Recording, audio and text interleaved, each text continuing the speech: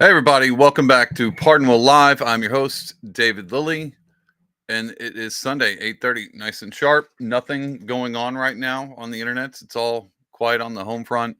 No, I'm lying. Trump is doing a giant, enormous rally in New York City at the Madison Square Garden.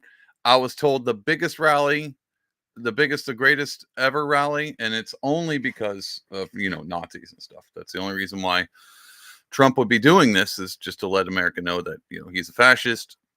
Hitler only does rallies at Madison Square Garden. No one's ever performed at Madison Square Garden. No one ever brings crowds. Only Hitler, and of course Trump. This is a giant dog whistle through a megaphone, just to let everybody know he's a Nazi. But anyway, that's what's going on tonight. If you're hanging out with me, I very much do appreciate it. Don't know why, but hey, I'm hanging out with me, and so can't blame you. Anyway, I do appreciate you guys chilling with me on a Sunday night. You know what we like to do? We like to have fun, talk jokes. We're going to talk about the media again. I know it sounds like I'm just doing the same thing over and over again.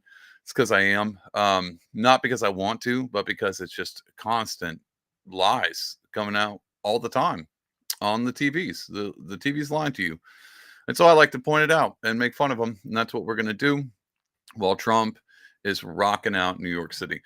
If you like this podcast and you want to help support, even if you're listening to this on Spotify or Apple or whatever, because it's available there, comes out on Tuesdays. If you're listening to this right now, just go ahead and subscribe, like it. I mean, if you're listening to this, you probably already have, but it doesn't matter.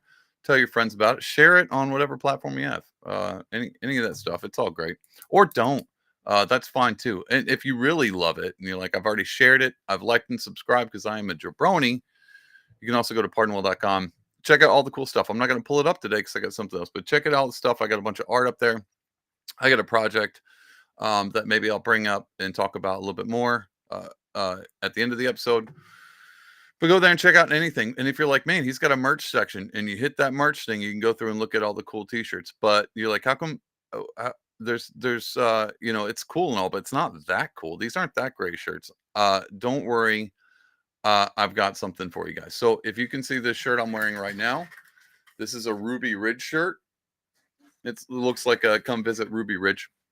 And down at the bottom it says it only takes a quarter of an inch for the feds to kill your wife, kids, and dog. I got this shirt from a good friend of mine.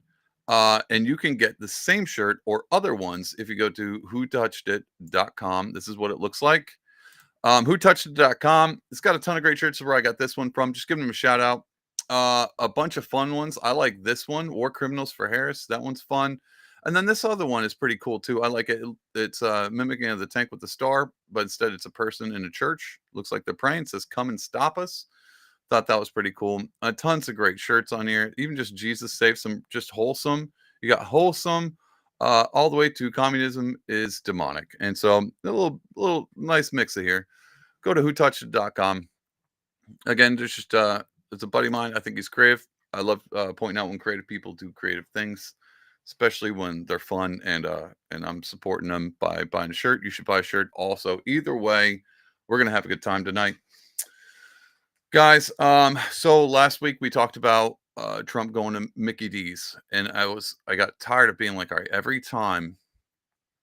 week something big happens, and it seems like Trump is pulling out all the right moves. Mickey Donald's has got all the McMoves, man. He's doing a great job. Lo and behold, our boy went on Rogan this week. Another major milestone, and not just like this campaign, but all the campaigns. 3 hours long, guys. When's the last time we got to hear a president sit down for 3 hours straight and talking that wasn't accidentally videotaped on an island? We haven't seen those, but I'm sure there's 3 hours or so of whoever went to the island. But we did get 3 hours of just Trump off the cuff, unscripted, weaving in and out of stories. And so I wanted to tell you guys a little bit about that. I wanted to share my thoughts on it. But before I did that, we're going to watch a few clips that I point out. Everyone's got their clips of the Joe Rogan podcast with Trump. Everyone's sharing them, but there's a few that I didn't see get shared a lot. And I thought these were the ones that stood out to me the most. So I thought I'd share those. The first one we're going to watch is him talking about the McDonald's thing. So check it out, and we're going to chit chat about it. Yes. Little thing. So I did McDonald's last week. I saw that. And I actually got a call from your friends at Google, from Sundar. That's pretty good, right? He said, this is the biggest thing we've had in years. You The at hits. McDonald's? At McDonald's. Did you know that? It was one of the, It was funny. who's a great guy, by the way, but he said, this McDonald's thing, I want to tell you, it's one of the biggest things we've ever had on Google. It just hit. But the reason I did it, and I actually, you never know about this stuff. I thought it was a throwaway. I didn't think our conversation was a throwaway, but I thought I'd walk in, and that was only to highlight the fact. And I have a friend, he owns like 56 of these McDonald's, and he said, "You want to use one?" I said, "Yeah, I love it." So we went there, and the crowd was crazy. They had 28,000 people around the whole thing. Did you see the outside? It was crazy. The cars couldn't get through. Secret Service was not exactly thrilled. We had no idea what the hell. But I went into the place, and I did the French fry thing, and it just hit. But that's like in life. Sometimes you do. I thought it was like a quick throwaway. We're going to be there for 15 minutes. Then I said, I've worked here for 15 minutes, which is 15 minutes more than she worked here. All right, we're gonna stop it. That I thought was super interesting, actually, because I spent a lot of time on that last week, being like, whoever's campaign thought this was great. This is a great job, but at the same time, he's kind of right on that point. Like, maybe no one even in their campaign thought that was going to make anything, that was going to move the needle whatsoever, and it did. And it goes back to that clip I showed you where the lady was in the car and she was all like, "Thank you for taking a bullet for us," and you saw he was like, "Wait, what? People think this?" And it was just expressed there. He was like, "I went to McDonald's to do this," what the media would say was a stunt, and he even said it was like, "I just thought it was a little thing we were gonna do. Like, yeah, it's interesting, it's fun. I'm gonna go to McDonald's." I love obviously the trope is he loves McDonald's. The other thing is that Kamala was working McDonald's, so he's like, "This will be fun. It'll be quick, 15 minutes. We'll be in and out." He did not expect it to go viral. I also don't think he understands why it went viral, to be honest. I don't think Trump got it. I still don't think Trump gets it. I'm sure people sound down, like, that went viral because of these particular reasons. And I'm sure he's like, "Yeah, it's whatever. People love McDonald's. They're loving it. I'm loving it. Everybody's loving it." I don't think he got it. And I don't think it was the hit. Apparently, it wasn't the hit that their campaign was expecting, but they got it anyway. So I wanted to point that out. I was like, that's pretty interesting. I wondered if people were actually going to take that and be like, "See, he doesn't really care about McDonald's. He doesn't really think it was significant." And maybe, or he's just doing all kinds of stuff and he just doesn't know when things are actually going to make a difference. And it also made me think a lot of times, like, what is that? How do you quantify that? Because I don't know if you can. And so even in the little MSM clip that we played last week, where they're like, he's doing all this crazy stuff. It doesn't seem to, Kamala comes out playing. She does these scripted interviews and everything's very meticulous. And Trump's just out there doing all kinds of crazy stuff, going to McDonald's and stuff and at Madison Square Garden. And maybe he's just doing absolutely everything again just to see what sticks and what's. It's not like he has to plan. It's not like he had to go to rehearse before he went to McDonald's. And I think that's the difference between him and Kamala. Is Kamala has to strategically place things in her schedule according to how well she's prepared for it. Trump's just Trump. He's just doing it. He's like, "Hey, stop at this McDonald's. I'm going to hop behind the front." It's a throwaway. He doesn't have to script it. He doesn't know what's going to hit and what's not going to hit. He doesn't know what's going to hit him, bullets included. And so he's just him. He's himself, doing himself, talking to Joe Rogan for 3 hours. And he's completely confident, just being like, "Well, they've said everything about me that's untrue." And we're going to look at that clip in a minute. He's like, "So what else? What are they going to do to me? I'm just going to be myself, and hopefully people resonate with it." And I think they are. And so I'm not upset. I mean, it is kind of harsh of him saying, "I thought McDonald's was a throwaway," because I could see why people be like, "Hey," like myself included, being like, "Hey, I really thought that was important, and it didn't seem like it was important to him." Or the other option is that all of these things are just as important. I mean, obviously, he even said it there. He's like, "This obviously the Rogan conversation is not a throwaway. This is a big event."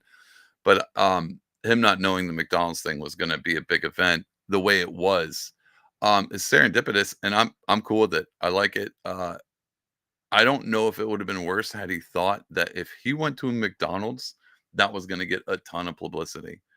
Um, Kind of makes you wonder now that every time he does anything, when they call a stunt, look at him being a stunt. He's just, doing all these weird, crazy things to win voters. Or he might not even know if people are paying attention. He might just be being him.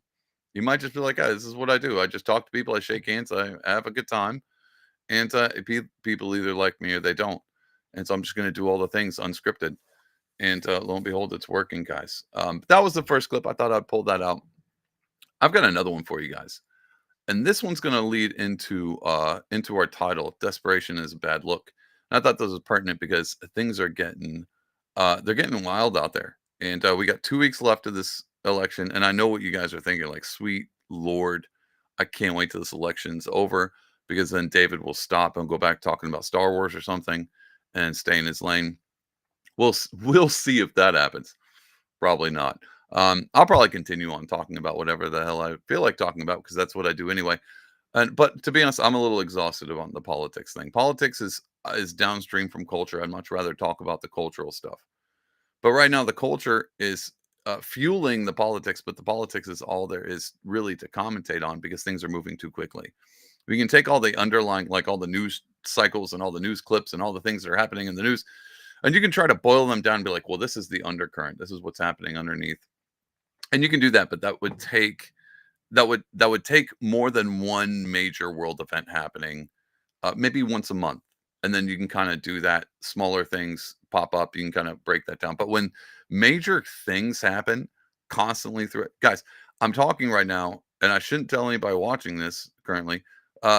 Trump's at a Madison Square Garden. The biggest rally in like American history is happening right now while you guys are watching this goofball talk about it. And so things are happening all the time. I told it last week. I was like, I'm tired of doing live streams on Sundays, because it seems like every time I do a live stream on a Sunday, which is the day I do them on, somebody's taking a shot at my boy Trump, and now I got to talk about it when I planned on talking about something stupid like Agatha all along, and how Disney's being controlled by witches. I could have been talking about that this whole time, but I'm not. Instead, I'm talking about Joey Rogan and Trump. I did think this clip, this one I didn't get to see. There's a part in this clip that I didn't see get shared a lot, and I thought this was super important. So I was like, I really, really want to talk about this clip of the Rogan podcast.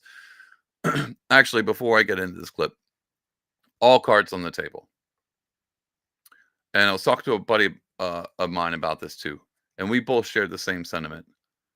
First things first, do I think the Rogan and Trump conversation was, extremely interesting and groundbreaking on the topics that they covered, or Trump's response? Do I think he unveiled anything that was like, oh my God, this is good? No, I don't. Matter of fact, there's multiple times in that conversation, it was like, oh my God, like if he was on the Pardon Will Live or Pardon Will podcast, I would have been checking my watch the way Biden does when dead bodies are coming over from Afghanistan. I would have been doing that, guys. Wild. Some of the things that he just ran, and he saw us weaving. He's taking all, and to be honest, I like that part, because I do the same thing. I take all these stories and I compact them, and we walk through them, and at the very end, tie them up in a little bow and show you how they're all connected. I do enjoy that, but some of his rabbit trails are worse than mine. Either way, Trump. The important part about that was the fact that he did it for 3 hours, and it is the largest podcast in the of all time. It's a great, and then it's the biggest name of all time coming together. And so what I tried to equate it to, whether or not it was a good, amazing podcast itself, it's an amazing event. And it's the best way I can equate to is like when your favorite two TV shows do a crossover. Like they do them all the time. Simpsons and Family Guy would do a crossover. Here's an obscure one. Brooklyn Nine-Nine TV show did a crossover with New Girl, where the characters and the same thing, they mashed up and mixed. With that the 80s were filled with crossovers. People love them. I love them. I absolutely love crossovers. And that's how this felt, because we hadn't seen Trump on the Rogan podcast, and everyone's always talking about it, like, oh my God, when is Trump going to go on? We never thought we were going to get it. So we have, sorry. So we have this entire podcast alternative media world, and then Trump doing all the CNN and all the town halls and all the Fox Newses. We never got that crossover. And the Theo Vaughn, the Andrew Schultz podcast, a few of those, they started to look, I got to fly my studio again. They started to look like we were going to get some crossovers, and that was a bit of a take, but we never got the big one, the big Avengers Assemble kind of thing, until the Rogan Trump thing. So I think the event of him going on the podcast and lasting for 3 hours and staying on point for the most part for 3 hours was probably the most epic. I did hear a bunch of lefties today talking about how they wished Rogan would have pushed them on some of the issues that they want to hear about. And they were like, why isn't Rogan doing what Jake Tapper does all the time? It's because he's not Jake Tapper. And not everybody likes that. Only lefties like that, except for when they're doing it to their candidate. Then they're, they're abusing their journalistic power. But when it comes to Trump, they expected Rogan just drill in hard. When Rogan just has conversations, that's why every other average American likes Rogan, because he doesn't normally go into things with an agenda. He just, hey, this guy studies ancient civilizations. Let me talk to him for 3 hours. Anyway, that's basically what the Trump thing was. And so that was a big event. Just because it happened. Here's one of the parts I thought was the most important, most interesting. Maybe not the most important, most interesting, and it's going to lead up to our next few talking segments. We're gonna chit chat about. Oh, by the way, chat's open. So if you got anything to say on these clips, you want to share your opinion, just put it in the chat. We'll talk about it. Anyway, so this is the other clip. Listen to this. Whoopi loved me. you. Gives you a hug and a kiss. And how about that other one, the new one on there, the one from my administration? She writes me a letter. You're the greatest president. She leaves. She worked as an assistant press secretary. I hardly knew her. But she leaves and she writes me this gorgeous letter. What's her name? She was, I don't even know. She was in the administration. She's on now currently. Sits on the far right-hand side, whatever the hell her name is. And she writes a letter, the most beautiful letter. She's quoted in the paper. He was the greatest president, blah, blah, blah. Then all of a sudden she goes to the View. She started hitting the hell out of me because they won't hire her unless. I've had many people go on CNN and they called and said, I don't know what to do. They want to pay me a lot, but I have to be negative on you. I said, be negative. That's okay. There are guys on. He's going to repeat that in a minute, but I wanted to stop there. I thought this was extremely interesting. You might not, but I thought this was extremely interesting because what we were told is Trump is extremely narcissist. And if you turn your back on him, and whether or not you think he's telling the truth in this moment, I personally think he does. And he kind of brings it in a little bit. I personally think he does. And maybe not in 2016 all the way through 2020, but I do think so now. Because I don't think he sees it as a even playing field. What he just said there is, I've had friends who are like, hey, he has friends who go into the media sphere and they call him up. Be like, look, I'm not going to get this job. I'm not going to get this platform unless I talk bad about you. And he's like, oh, okay, then do it. And then go ahead and do it. Because, and he's going to give it because he cares more about his friends being able to make money. And not everybody has to take a bullet for him. Not everybody has to stand their grounds. He's like, hey, if this is going to be a living, go ahead and do it. That's fine. And I personally think he's telling the truth on that because I think at this point he's like, they've said literally everything about me, and it looks like I'm winning. So if you want to do this, I prefer you go and do what you got to do to make that money. But there is a downside to this, and it's not Trump being mad at his friend.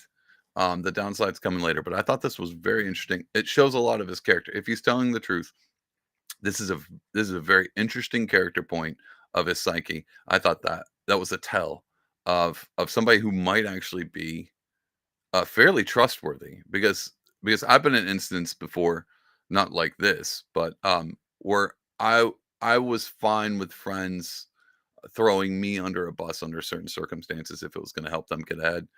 Because a lot of times people can take there's people are strong-willed. Like, look, if I got to take the blame for this, then I'll take the blame for it. That's perfectly fine. I'd rather see my friend succeed over spilled milk that I can take the blame for. And so I thought that was a very good character instance that we don't always get to see. Anyway, he's going to continue to talk about it. And then they won't hire them. Sean Duffy is a congressman, and he retired. He got a good job with CNN, but he was only positive about Trump. So they kept him, but they would never put him on. I mean, I respect what he did. He could have gone, negative. I tell people, go negative. Let my friends make the money. Well, it's just see, I tell them go negative. Let them make the money.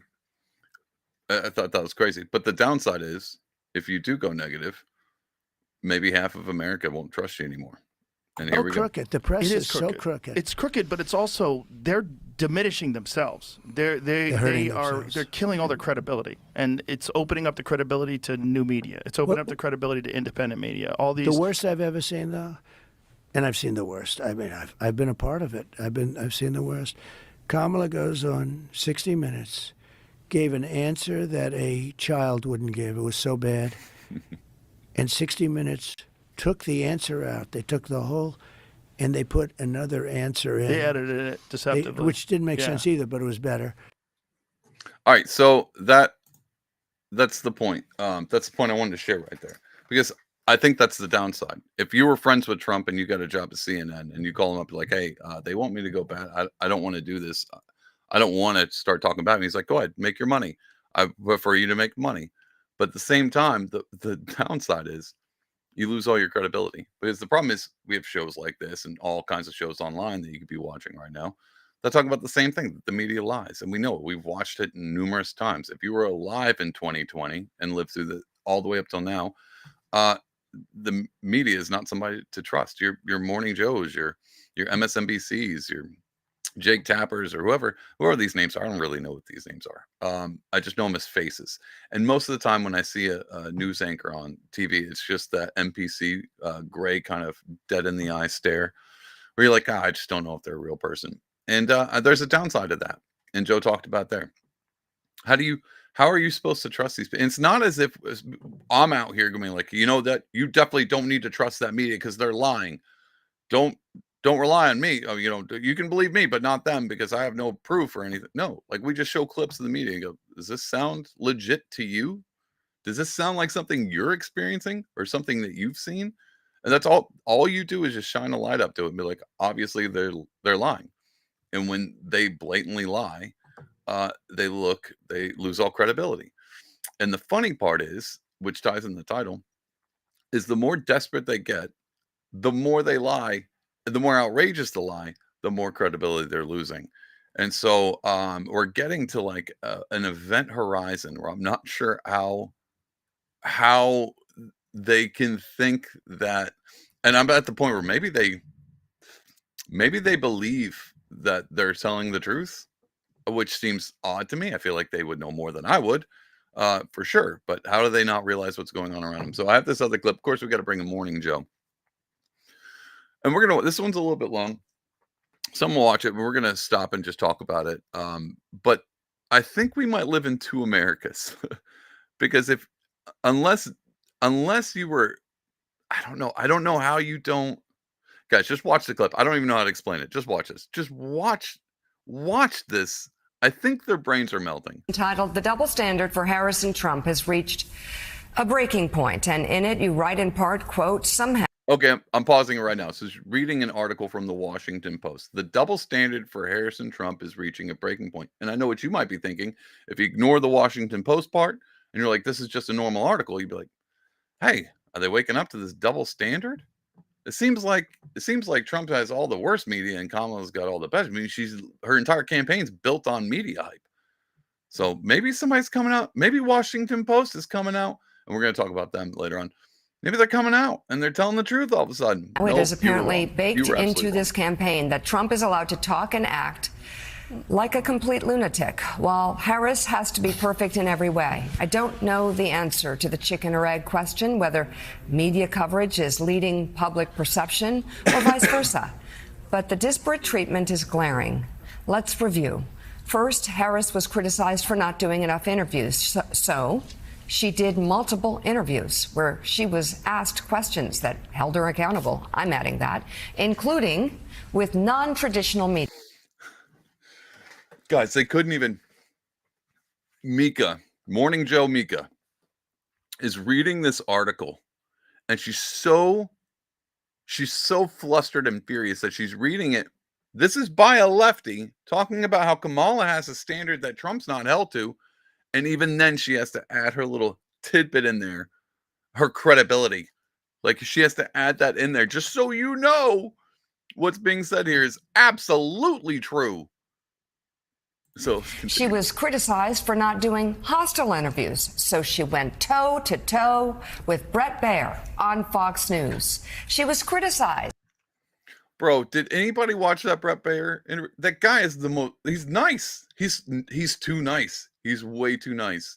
Their idea of hostile interviews, it's not what I would think would be hostile. I've seen hostile interviews before. That wasn't a hostile interview. Again, two Americas, two realities. As being comfortable only at scripted rallies. So she did unscripted events, such as the town hall on Wednesday. Along the way, How'd that town hall on Wednesday go? How'd that town hall on Wednesday go, guys? Did you catch it? Oh, you didn't catch it? Well, at least maybe there were some clips that were important. What? No, there weren't anything out of that town hall. She went unscripted, and all of a sudden, the media never talked about it. No one brought that up. Well, why? Why wouldn't MSNBC, do a full coverage spiel on that? Why didn't Pardon Live have clips of her doing what? Why? Because no one remembered. Because what does it matter? Her unscripted, she scripted all of her stuff so far. What unscripted thing would she have to say? She can't do an interview with Brett Baer, the nicest guy in the world. She can't even sit down with that guy. And he's like, hey, how do you feel about this policy? Oh, Brett, what? Well, Trump, he's been campaigning for 18 million years. Like it's anyway, two Americas. Here we go. The floor with Trump during their televised debate, the only one they had, because he won't debate again. Trump, meanwhile, stands before his MAGA crowds and spews nonstop lies, ominous threats, impossible promises, and utter gibberish. His rhetoric is dismissed or looked past without first being interrogated. So Gene, chicken or the egg? I mean, who's to blame here? This is so right. You asked the question.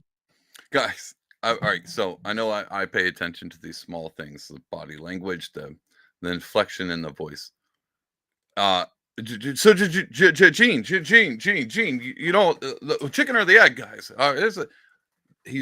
They're so infuriated.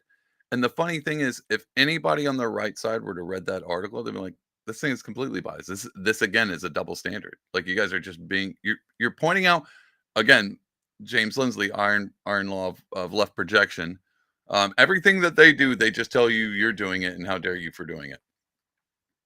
How can they not get a normal person on Morning Joe? How? I'm this close to writing a letter to Joe. Be like, bro, have me on. I'll just walk you through this. It's not rocket science. You guys are you just not getting it? Have you not stepped out of the MSNBC studio in the past 8 years? You just living in there now? What is happening? What's going on? How do you not? I don't know how all of the media that comes out about Trump is against Trump. Every bit of it. Even Fox News isn't that great. And when Fox News is on the Trump side, they do a terrible job out of it. Like, that's just what it is. It's wild. Two Americas. We live in two Americas. But I will say the media 9 years in still don't know how to cover this guy, because he says outrageous things every night. The papers just pass by him. I mean, you look, the papers. I'm going to put the National Guard and the military after my Democratic opponents, enemies of the state. In any other time, any other president. No, I'm gonna let this finish, and then we're gonna talk about it. Presidential election, that would have been banner headlines in the New York Times, the Washington Post, the Wall Street Journal. None of them. I don't know why I have to explain this. So when Trump says he's going to come out after his Democratic opponents, he hasn't even said anything like he should be saying. He should be saying he's going to lock them up. He hasn't said anything like that. But the funny part is, they're like, had he said anything near this, it should be headlines everywhere. What about when they actually try to lock him up? They're not even saying, they're like, they're not just saying, the media is not just saying that we're trying to lock him up. He's a threat. He's Hitler. Literally all week I heard nothing but he's a Hitler, all the way up to today where he's doing a Madison Square Garden. He's Hitler fascism. He hates everybody. All of that. All week long we heard that. And now he's doing a giant thing, and it's filled with nothing but diverse racist Nazis. Bunch of diverse people there. Nazis of every color. So we're told. How do you not put this together? They're literally trying to lock him up. And so I wonder why New York Times isn't bringing that headline out. Because maybe if Washington Post comes out and be like, hey, Donald Trump said he's going to lock them up, maybe even indict them, maybe impeach them once in a while. If they put that out, maybe America's heard it so many times. The first thing they do when they see that paper, like, oh, is it another article about how the Democrats are trying to lock Trump up? Oh, no, it's a reverse. Oh, because the first thing I would have thought of was, they got Trump on something again. They're trying to lock him up. They do nothing but talk about how he's a felon and how he needs to be in jail. Why wouldn't they? Wild. Morning Joe, man. And you could tell, like, he's had that 8th cup of coffee. Oh, he's freaking out, stuttering through his words. Wild. None of them had it on the front page. Yeah, no, and that's kind of shocking. Look, you're absolutely right that we have not collectively learned how to cover Donald Trump over the last 10 years. Some of us have, but a lot of us haven't, and so that's definitely. I'm going to pause it one more time because they keep repeating this. The media hasn't learned to cover Donald Trump in the past 8-10 years. Wait, that seems kind of weird. You mean cover? Because if you were news, what you would do is you would just, talk about the news, what's actually happening. But that's not what he's saying here. He's literally saying, when I say literally, this is what they're talking about. They're saying the media hasn't figured out how to turn Americans against Trump enough. They're saying we haven't learned to cover him to where Americans would hate him. He's still here and people are voting for him. We haven't done a good job of covering Trump. They don't mean covering. They mean we haven't done a good job brainwashing enough Americans. We haven't done it. And the reason they haven't done a good job of brainwashing Americans is going back to what Joe Rogan said. Lost all credibility. You could have easily just been a fence sitter and just called it like you saw it. All the way through. I know people who they're not Democrats, they're not Republicans, they're just moderates in the middle. And if you call it like you see it, I'm like, yeah, it seems like Trump could be a bad dude. But it also seems like everything they say Trump is doing is exactly what the Biden-Harris campaign is doing to him. It's this. And if you were to ask me, do you think media coverage is fair? Maybe if there was like 3 more Fox Newses out there, but there's one. And then there's podcasts, which is normal people doing their own thing on a Sunday night at 8:30, every Sunday 8:30, Pardon Live. This is it. They're mad because they haven't brainwashed you correctly. And the reason is because we found their scam. They're grifters. And we're not falling for it anymore. And that's it. And I could solve this for you, Morning Joe. All you got to do is start telling the truth. Oh my God. Wouldn't that be wild? Anyway, let's continue on to hear about how they're completely upset that they haven't propagandized America enough. Factor. But it's also true that when the media do cover some just inescapable excess of Trump's, and I talk to people or hear from people on the Republican side who've read it, who've heard it, who know all about it, and they just shrug. They shrug. Why? Why do they shrug? Because you've lied about everything. Just pick something right. Biden's cognitive ability. You guys lied up to the day you kicked him out. Like, you lied about everything, and you did it with a straight, confident face. Way more confident than you guys are now. Everybody, this is national news. This is MSNBC, first thing in the morning, every geriatric drinking their coffee and taking their Bengay or rubbing, whatever medication. They're watching this, and these guys can't stop stuttering. Guys, I'm not good at order. Like, I'm decent, but I'm not I'm not on CNN or MSNBC. How do they not know how to talk anymore? It's because they're panicking. It's because they're desperate and they're showing all their cards. And either one, they really are like, we don't understand while they just shrug this off. That means they're completely unaware. They're not self-aware at all. They have no idea who they are. They don't know where they are. They don't know what country they live in. They don't even know what's happening around them. They get a script, they read it, and then that's it. Or they're lying to you purposefully. And they're wondering why they're doing such a bad job at it. It's almost as if they don't believe the media exists or the internet exists. Or they were like, I thought we squashed this thing with COVID. When everyone's coming out with this misinformation, disinformation, thought we locked all those people up. We didn't do that? You mean Elon bought Twitter? So now people can talk freely? Oh my God, they're going to share memes. It's that Mark Cuban thing all again. It's the memes. They keep making fun of me through memes. Why are the memes catching on? Why are they so viral? Because they hint at truth, and you guys have no idea what truth is. That's why the left can't meme, nor can they do actual news that feels credible.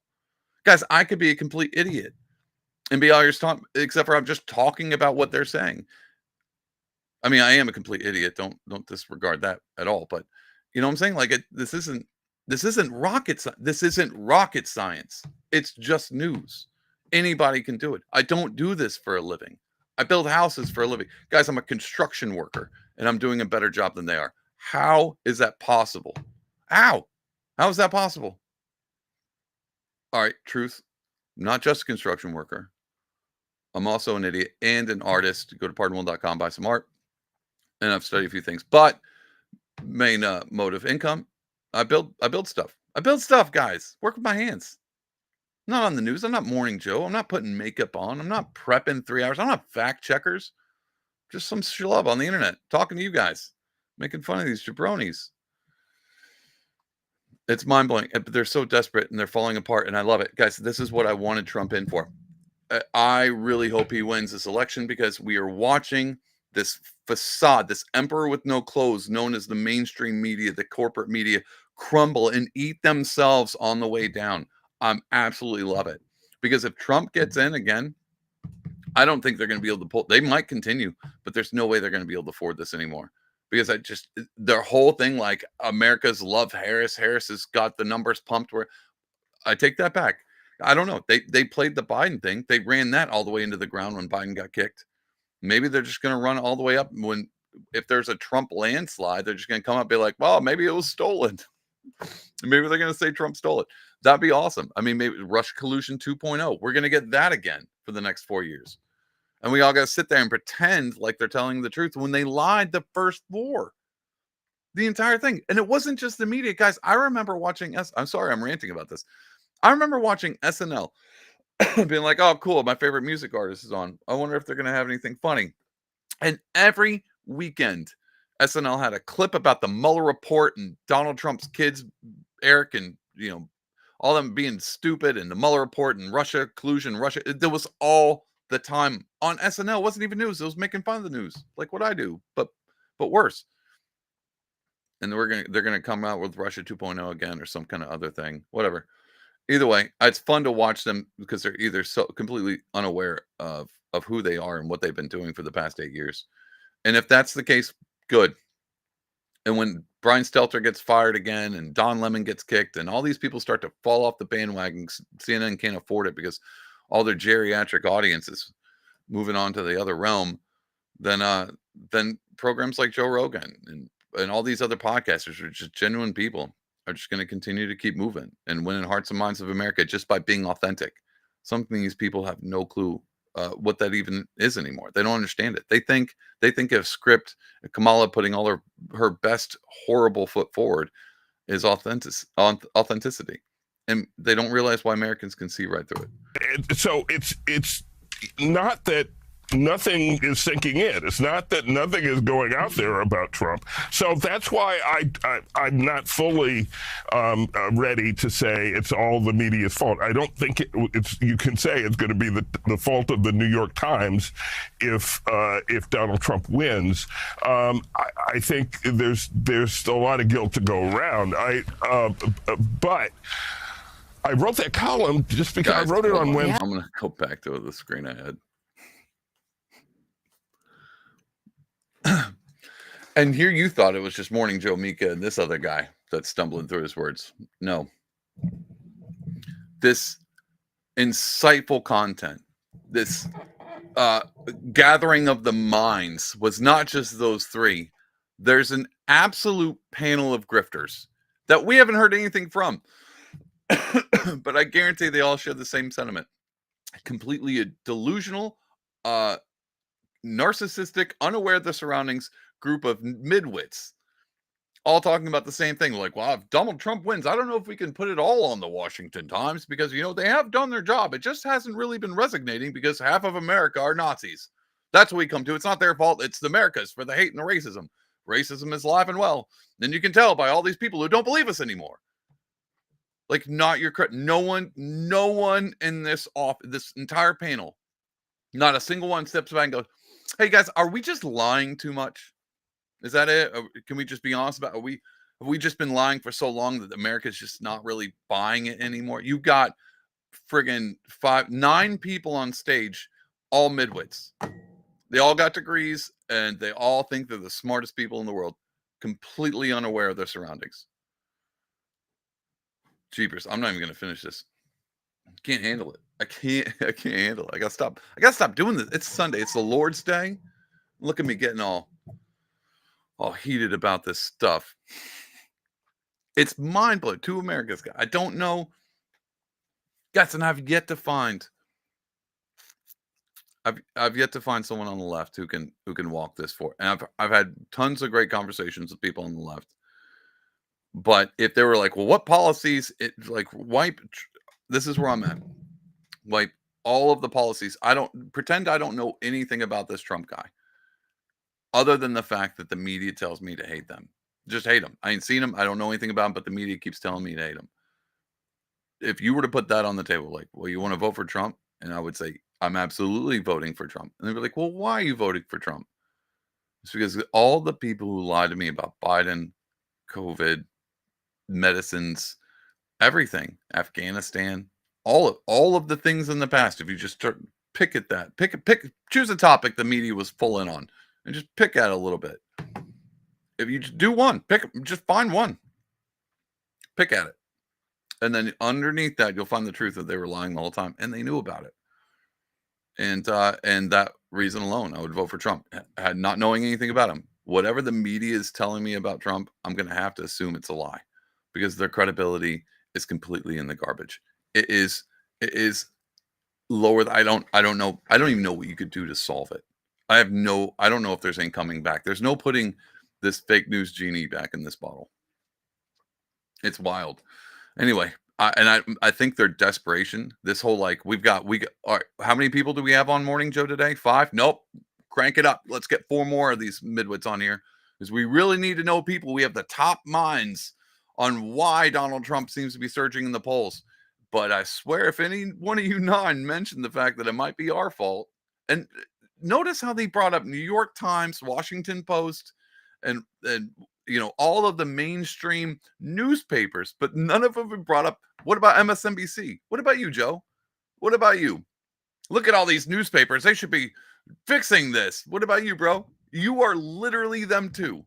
Like, how do you separate yourself? And the fact that he's like, well, these newspapers, people read news. They don't watch us that much. Maybe that's what he's thinking. He's looking at their ratings like, well, no one's watching our Morning Joe show. Where are they going? They must be reading the newspaper. Or they're watching Joe Rogan talk to Trump for 3 hours. We're surrounded by idiots. And they don't know they're dumb. I see dumb people and they don't know they're dumb. I don't know what to do anymore. All right, next topic. Let's go. Oh, here's another thing in desperation. Let me share this with you. Speaking of Washington Post, big controversy came out this weekend, and I saw a ton of people unsubscribing from the Washington Post. Old Jeffy's Washington Post. They're unsubscribing. You want to know why they're completely unsubscribing? Did they come out with an article criticizing Kamala? No. Did they come out with an uncouth Tim Walz joke? Maybe something about tampons or horses? No, they didn't do that either. Did they hire a literal Nazi? No, they didn't hire a literal Nazi. They didn't sell to Elon Musk. They committed the atrocious sin of not endorsing a candidate this year. Yeah, no, they didn't come out and endorse Trump. They're just not endorsing a candidate. And people lost their minds. They lost it. And that tells you, it's not like they were expecting, like, the Washington Post literally has endorsed a candidate every 4 years when it comes around. For going back decades.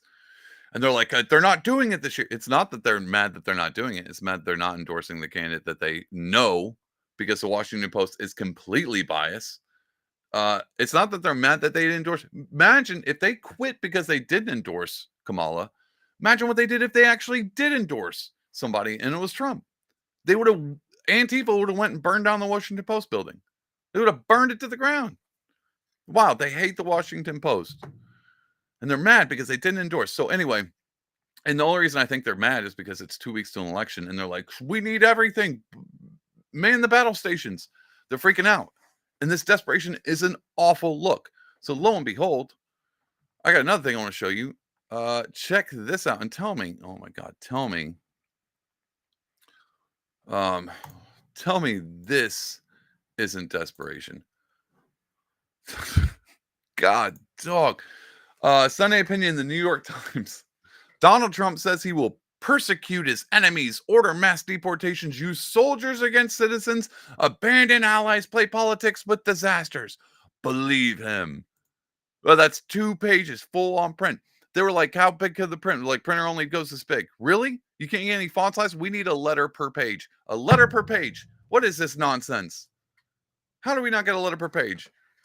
They wanted people, if they could have set every newspaper on fire while people read this, they would have. They were like, can we get it to where the newspaper explodes as they read this? Just so they get the full effect. Bro, what is happening? It's a bad look. Desperation is an awful look. And to be honest, truthfully, if the Trump MAGA side, if they were down in the polls, of course they'd be like, it's stolen. And they might do something desperate. Hopefully not a January 6th kind of desperate, because guess what? That was a bad look too. It works on both sides. How about that? It's almost as if desperation is a bad look on anybody. Unbiased, you might say. It's a bad look on anybody. Desperation is a terrible look. It doesn't look good. It doesn't. I don't care who you are. It looks terrible. Look, ask Keith Olbermann. See how he's doing. That guy's losing his mind. Look at what about Don Lemon? That guy's trying his best at TikToks. Ain't working. It's wild. I should have those. I might do a whole episode on Don Lemon just to check in on how he's doing here recently. It's not good, guys. It's not good. And you'd be like, well, David, how are you doing? Okay, sure. Fair enough. But I'm definitely not desperate for this. This ain't my mainstay. I do this for fun. This is just a good time to me. You think it's a good time for Don Lemon? You think Don Lemon's having a good time? What about all the women at the View? Are they having a blast? What about Morning Joe with his stutter and his freaking out? I'm worried about Morning Joe having dementia. It's not like Mika would tell us, since they lie about everything. Anyway, I'm ranting too much on this. We're already getting close to the end. I've got another clip. So the Madison Square Garden. Trump is packing out that Nazi stadium as we speak. Nazis everywhere. Diverse Nazis. Hispanic Nazis. Black Nazis. White Nazis. Nazis from everywhere. Tony Hinchcliffe, he's obviously a Nazi. He came out with some jokes. Oh boy, guys, jokes, they're terrible. This was actually like a few hours ago, so breaking news, jokes are awful. Not really, they're not. This video clip is a stream. So just so you know, we're going to inception it real quick. Doing a live stream over a live stream that's live streaming that a live stream of Madison Square Garden. So it's live streams on live streams on live streams. The volume might be quiet. I'm going to do the best I can. But this live stream is your favorite dynamic duo. You wouldn't have guessed it. I didn't guess it. But apparently Tim Walz is taking a break from streaming Fortnite with his kids or something. I don't know what's happening over there. Let's be honest, it's probably Sims. Because you have horses in Sims. Anyway, no, it's probably Call of Duty. He's just getting teabagged left and right, being called all kinds of words that he doesn't want the public to hear about. Anyway, he teamed up with your favorite, economic professor, AOC. They did a live stream and they're watching Trump. Trump's got AOC and Timmy Walz doing a live stream over him. Anyway, here's a clip. They're going to cover this joke. Absolutely wild times. It really, really is. And, there's a lot going on. Like, I don't know if you guys know this, but there's literally a floating island of garbage in the middle of the ocean right now. Yeah. I think it's called Puerto Rico. Okay. All right. Okay. We're getting there. No. Who is that jackwad? Who is that guy? Actually, I think that's Tony Hinchcliffe, which is super disappointing. I don't. Who is that jackwad? And then my favorite part is AOC's like, I think that's Tony.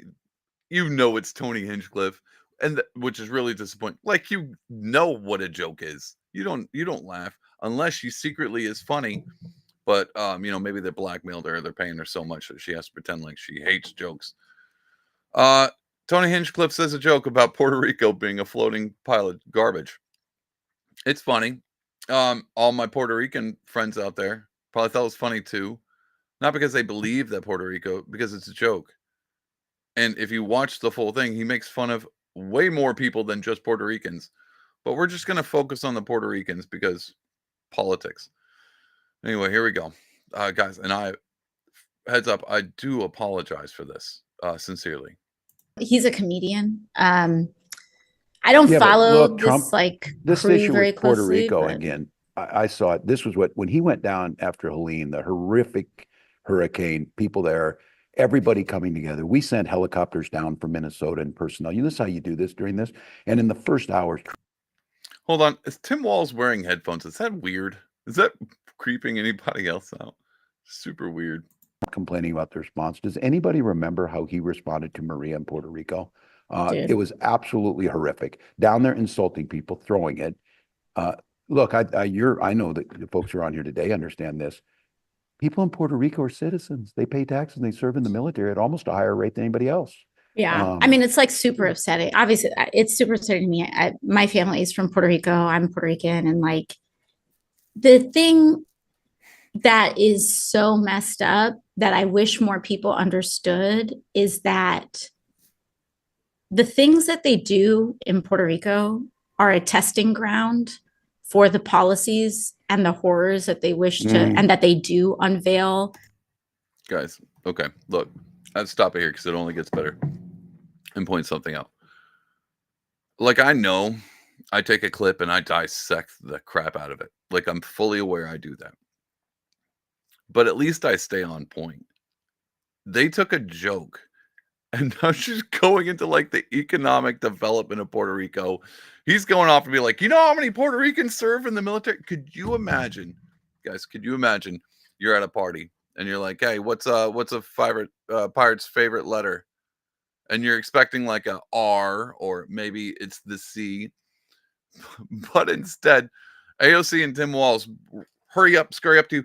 Do you know that Somali pirates is an actual thing, that we're having a really hard time in the Black Sea? And you know, there is something to be said because they are POCs, they are people of color. So maybe it's a little insensitive to talk about pirates and what their favorite letter is, because you know, there are people struggling out there and all they can do is make ends meet by stealing other ships and boating them. And to be honest, most of them are handicapped to this problem. The GDP of Somali pirates is so low. Could you flip and imagine? That's what's happening right now.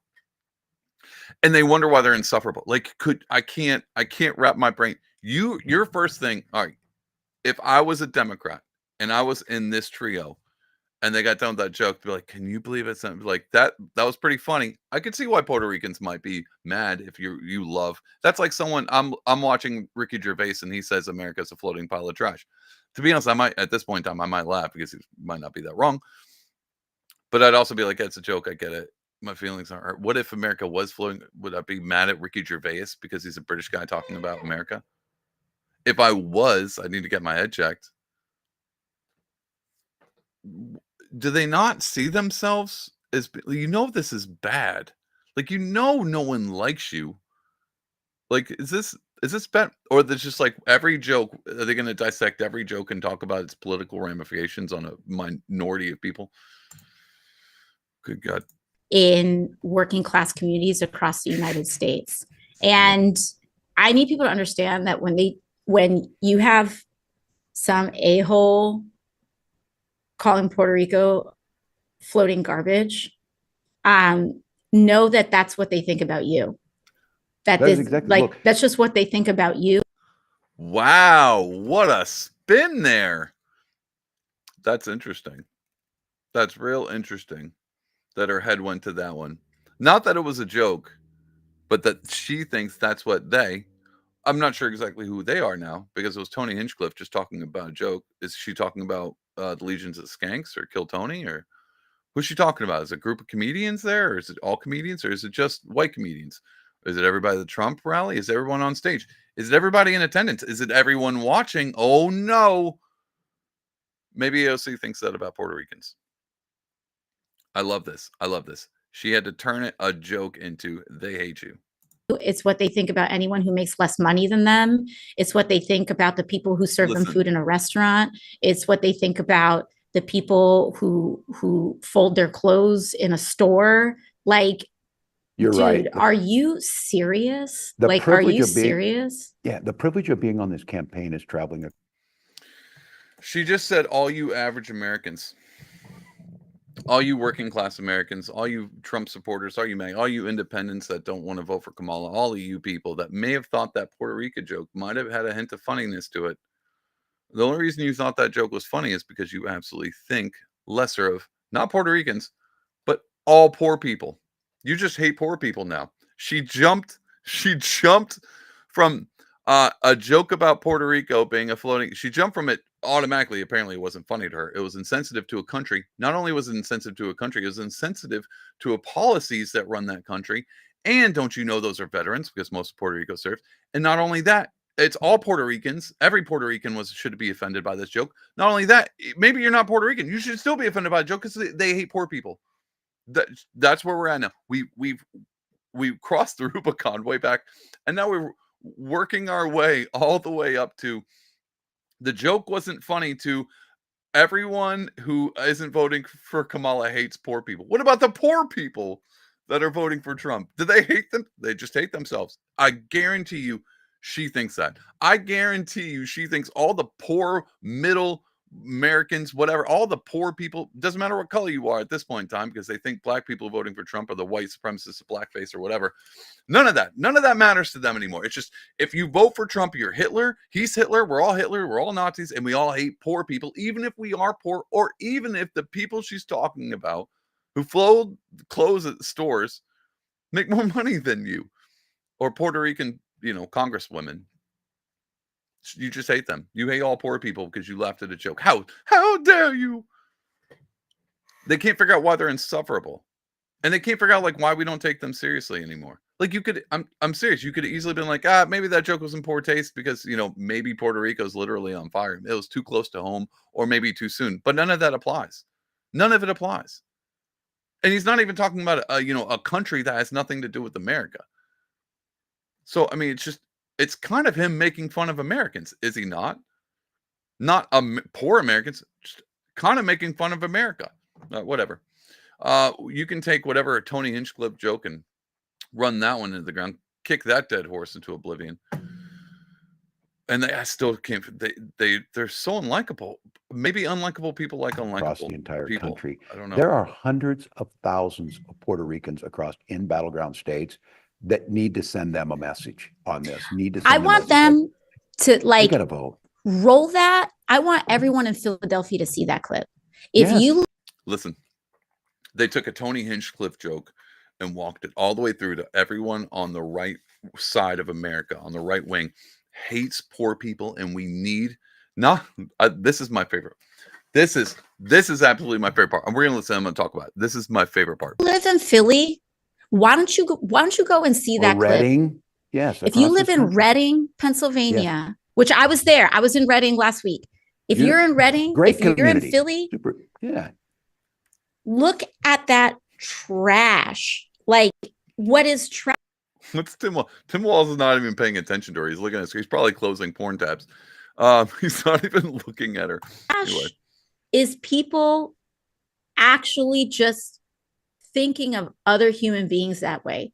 Are you actually for real? And the thing that gets me is that these people their entire lives rely on working class people.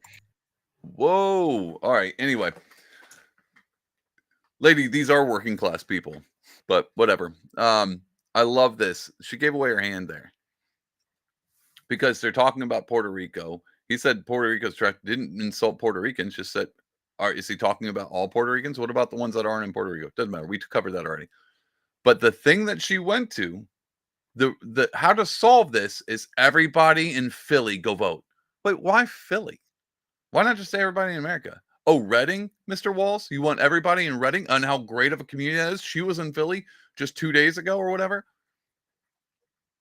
They turned a Tony Hinchcliffe joke into a campaign message for a town because they don't care about anywhere else but there. They don't care about you. They don't care about Puerto Ricans. She just said it. She does not care about Puerto Ricans. She doesn't care about poor people. She doesn't care about anybody unless you're in Philly and you're voting. Or if you're Walz in Reading, you're voting. She gave away the hand. She doesn't care about it. And she did it right in front of your face. And she's assuming you're dumb enough to not pick that up. Tell me I'm wrong. Tell me that wasn't what that just was. When she's like, "All these MAGA people hate Puerto Ricans. So if you're in Philly, what is Philly really? Nowhere else, just Philly, because it's a battleground state and it's an important city, and you're worried about losing it.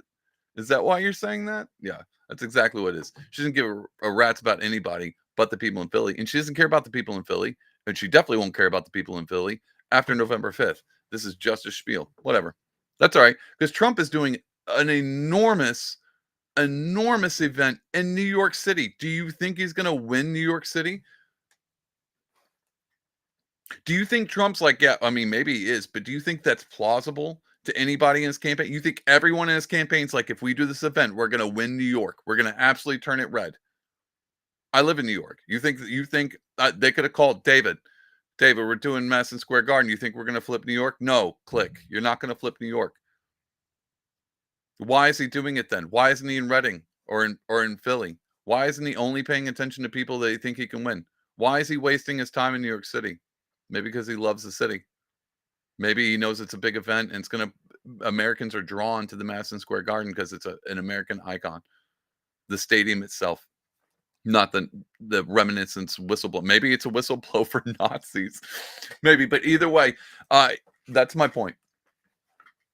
Why isn't Trump only going to places he thinks it? Why is Trump going to McDonald's? Does he think he's going to win? No. He's just like, this will be a throwaway.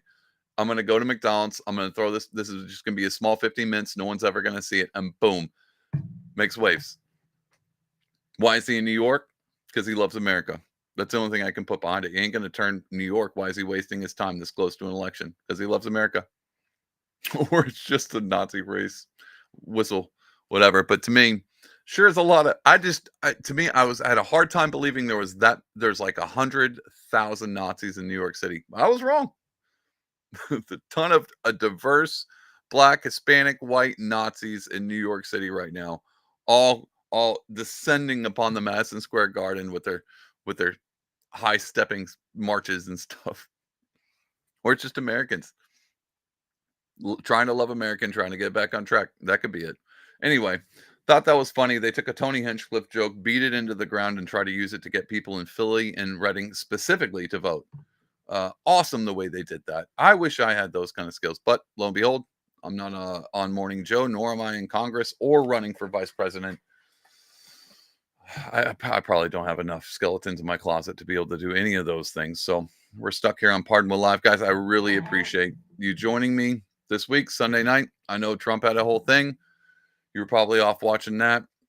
And then all of a sudden you saw Pardonable Live pop up and you're like, dag nabbit, I bet that's a good time. I'm going to hop over there.